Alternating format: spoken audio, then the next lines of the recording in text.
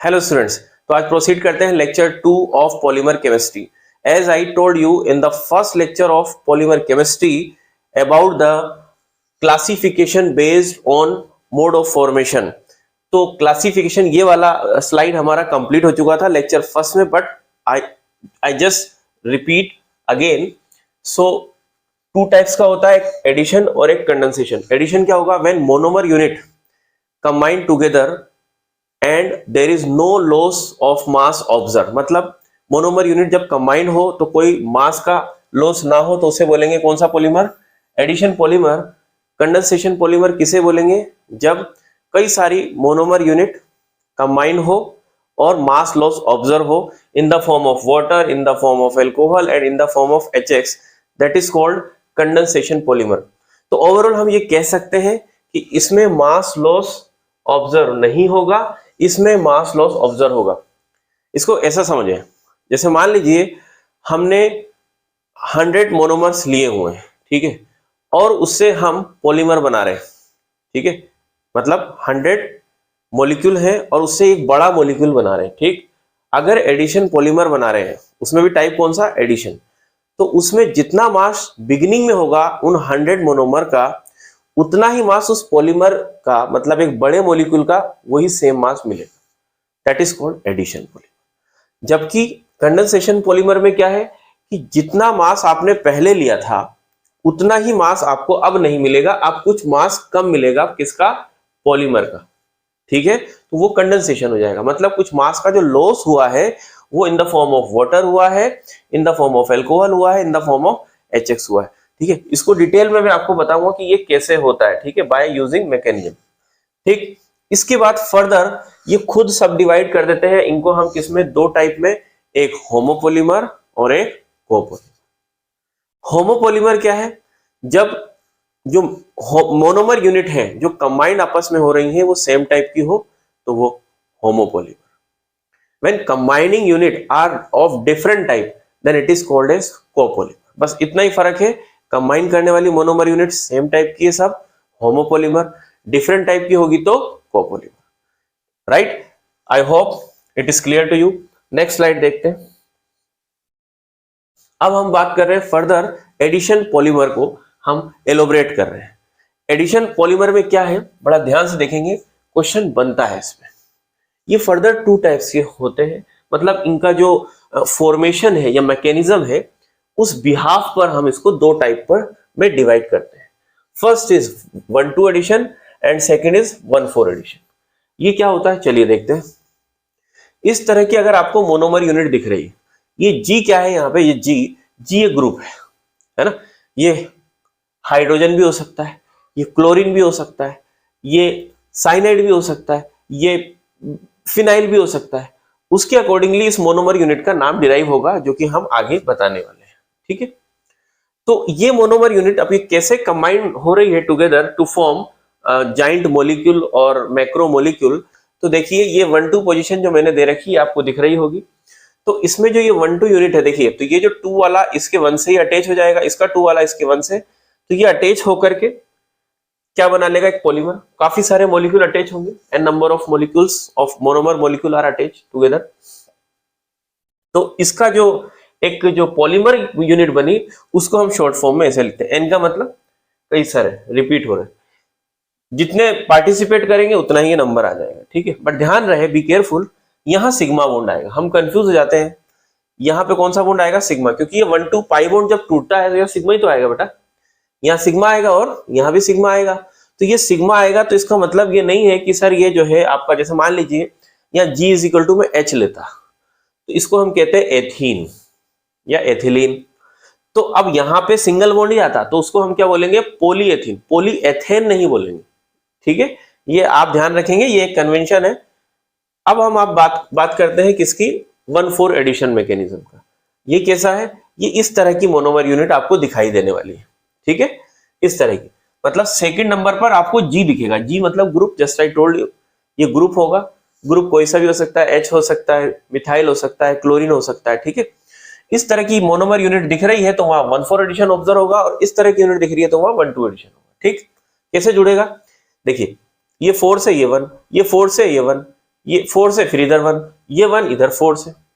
अच्छा, जब ये जुड़ेगा तो आप थोड़ा ध्यान से देखेंगे, गौर से देखेंगे कि 2 3 पोजीशन पे देखो, इसको तोड़ो, इसको तोड़ोगे तो यहाँ क्या आएगा, ये नेगेटिव इधर पॉजिटिव, ब्रेक करो, इसको ब्रेक करो तो यहाँ पॉजिटिव और यहाँ नेगेटिव।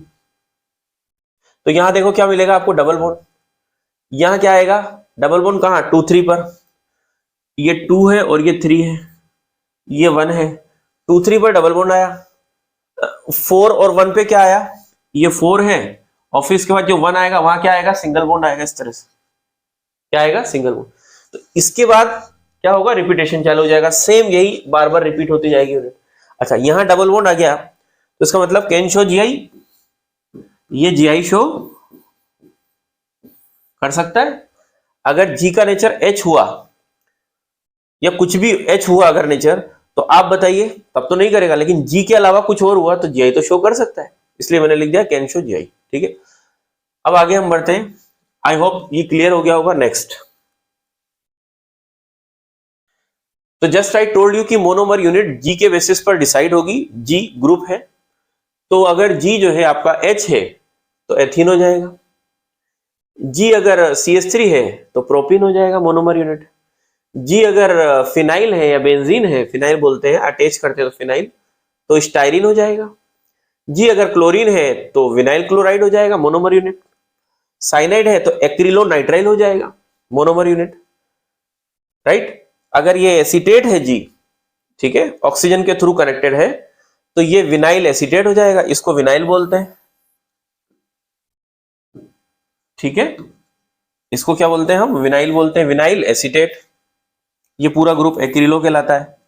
इसके बाद अगर तो ये 1 से लेकर के 6 तक के जितने भी एग्जांपल है, जी को चेंज करते जाए तो अलग अलग मोनोमर यूनिट मिलेगी। अच्छा, अकॉर्डिंगली आपको पॉलीमरी यूनिट मिलेगी। कैसे, पाई बॉन्ड तोड़ना है, अभी हमने बताया आपको, पाई की जगह सिग्मा आएगा, ये देखो सब में सिग्मा आ रहा है, और उसका वो जो जी है जो मैंने ऊपर लगाया था अभी, ये सब जी ही तो है, ये सब क्या है, जी ग्रुप। ठीक है, ये कलर चेंज कर देते हैं अपन, ये सब क्या है बोलो, ये सब जी है, ये आपको दिख रहा है। बस जी की जगह प्लेस कर दीजिए ग्रुप, अकॉर्डिंगली नाम हो जाएगा। तो जो एथीन था वो पॉलीएथीन, जो प्रोपीन था वो पॉलीप्रोपीन, जो स्टाइरिन था वो पॉलीस्टाइरिन, जो विनाइल क्लोराइड था वो पॉलीविनाइल क्लोराइड, पॉली आ जाएगा सबके आगे, पॉली पॉली लगाते जाओ। जो एक्रिलोनाइट्राइल है वो पॉली एक्रिलोनाइट्राइल, या इसका एक कॉमन नेम है, पॉपुलर नेम है ओरलोन। जो विनाइल एसीटेट था वो पॉलीविनाइल एसीटेट, बस पॉली लगा देना है। ये स्टार लगा रखा है, एक थोड़ा सा अलग है, इसमें फ्लोरीन आते हैं, ethene. If all the hydrogen of ethene is replaced by fluorine, if all the hydrogen of ethene is replaced by fluorine, then it become monomer unit that is called tetrafluoroethene। अब इसके भी n number of unit अगर आप ले लेते हैं, सबके n number of unit लेंगे तो ये बन जाएगा। बताया ना मैंने कि पाई बॉन्ड टूटेगा, n नंबर ऑफ यूनिट लेने पे हमें क्या मिल जाएगा, पॉलीमर। और इसका पॉलीमर बड़ा स्पेशल है, याद रखेंगे, इसका नाम टेफ्लॉन, इससे बनता है टेफ्लॉन, फैब्रिक वगैरह में यूज होता है। ठीक है, क्लियर है। अब आगे बढ़ते हैं जल्दी से। अब इसमें एक चीज और देखें कि ये जब आपस में कनेक्ट होते हैं, एथीन एथीन से जुड़ता है, प्रोपीन प्रोपीन से, मतलब n number of unit combine होती है, इनकी n नंबर, इसकी n number of unit combine होती है, तो किस माध्यम से होती है वो समझना है। सेम यूनिट कंबाइन हो रही है तो होमो, ये भी होमो, ये खुद से कंबाइंड, ये खुद से कंबाइंड, ये खुद से कंबाइंड, सब होमोपोलिमर है।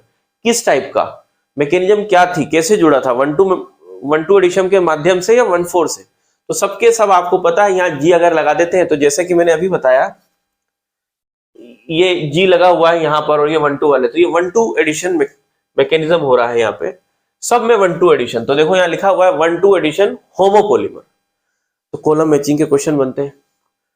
ठीक है, कौन सा पॉलीमर है ये, 1-2 एडिशन मैकेनिज्म से बना हुआ, कैसा पॉलीमर है, होमो। ये कोपॉलीमर नहीं है, ये 1-4 एडिशन से बना हुआ पॉलीमर नहीं है, तो इन पर क्वेश्चन पूछा जाता है। Next, monomer undergo 1-4 addition. अभी मैंने आपको मैकेनिज्म 1-2 एडिशन वाली बताई थी, 1-4 वाला देखें, और मैंने बताया कि यहाँ पे जी ग्रुप लगाया था अभी आपके सामने, तो यहाँ पे क्या लगा दिया अब इसने, मिथाइल। यहाँ पे इसने क्या लगा दिया भाई, CH3 मतलब मिथाइल। तो इसका नाम है आइसोप्रीन। इस मोनोमरिक यूनिट का जो नाम होगा एज पर पॉलीमर केमिस्ट्री, इसका नाम क्या हो जाएगा, आइसोप्रीन। ठीक है। अब इसमें क्या होगा बेटा, वही 1,4 एडिशन होगा। ये 4 इसकी दूसरी यूनिट के 1 नंबर पोजीशन से अटैच होगा, अटैच कर दिया। तो यहाँ पे दो तरीके हो सकते हैं, क्योंकि मैंने अभी आपको बताया भी था कि इसमें 2 और 3 के बीच में डबल बॉन्ड आता है, तो कैन शो जीआई। तो यहाँ पे जब जीआई होगी तो दो पॉसिबिलिटी है, एक सिस फॉर्म बनेगी और एक ट्रांसफॉर्म बनेगी।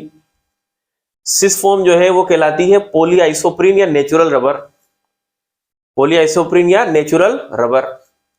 और जबकि ट्रांस पॉलीआइसोप्रीन जो होती है ये है सिस पॉलीआइसोप्रीन, बस पॉली लगा दिया, एक सिस फॉर्म है एक ट्रांस है।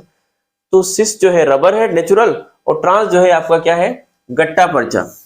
ये गट्टा पर्चा क्या होता है, बेसिकली जो टीथ होते हैं हमारे, उसमें जो है कुछ वो ब्रेक हो जाते हैं, तो उनके अंदर फिलिंग के लिए गट्टा पर्चा यूज होता है। ठीक है ना, डिटेल में आप और बायोलॉजी वगैरह में नेट पे देख सकते हैं। ठीक, तो कुल मिला के ये डेंटिस्ट इसको यूज करते हैं as a filling of cavity of teeth, right. तो ये इसकी पॉलीमरिक यूनिट कौन सी होगी, ये ट्रांस होगी, और ये कौन सी होगी आपकी सिस। ये बिल्कुल आपको ध्यान रखना है। इसको याद करने का तरीका है आई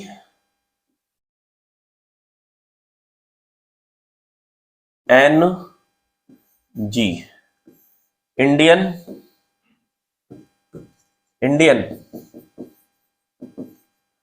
नेशनल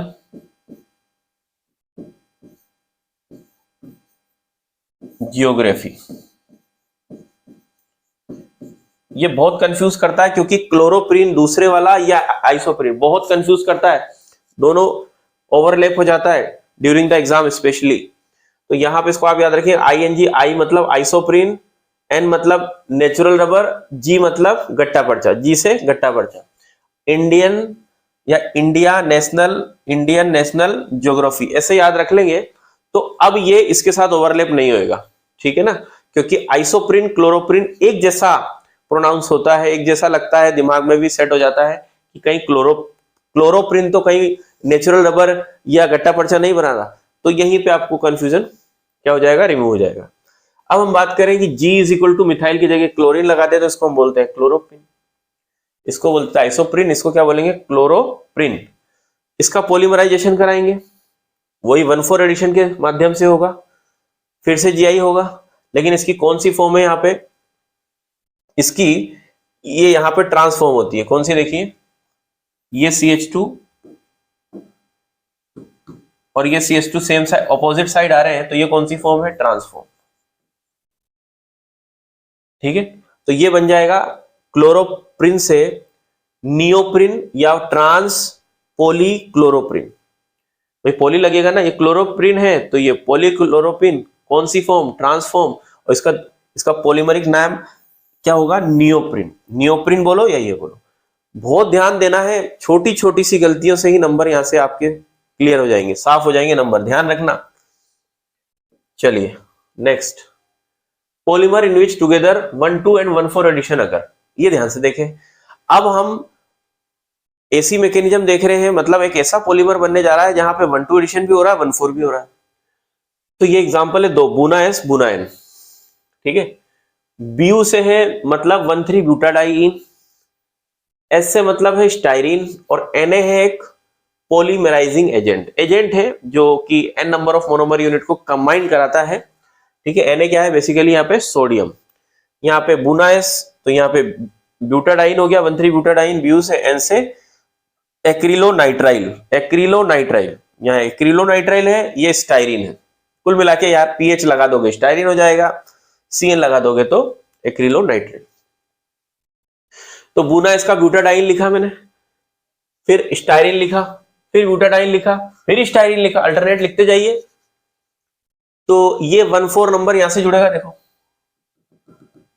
ये जुड़ेगा, मैं चेंज कैसे बताऊं आपको, ये देखो ये 1,4 यहां से जुड़ेगा, दिख रहा है, ये जुड़ गया, ये रहा।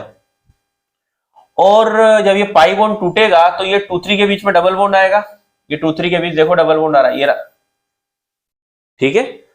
फिर उसके बाद में तो कुल मिला के एक तो ये 1,4 एडिशन हुआ और इधर ये 1,2 हुआ, देखो ये 1,4 ये 1,2 एडिशन, देखो ये 1,4 और ये 1,2 एडिशन। और इस तरह से जब ये जुड़ेगा तो इसके अंदर कौन सा डबल बॉन्ड, तो कैन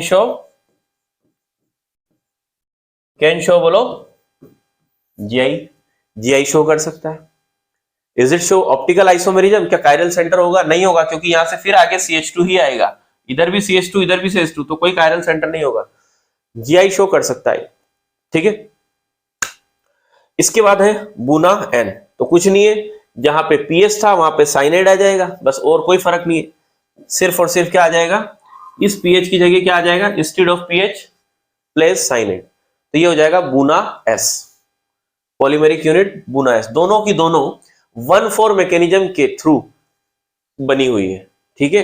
तो आपसे पूछा जाए कि बुना एस किस तरह का पॉलीमर है, सुनेंगे बुना एस किस तरह का पॉलीमर है, तो ध्यान सुनेंगे, होमोपॉलीमर, कोपॉलीमर। तो आप देखिए अलग अलग डिफरेंट यूनिट कंबाइन कर रही है, डिफरेंट मोनोमर यूनिट कंबाइन कर रही है, that's why it is called as copolymer, ठीक है।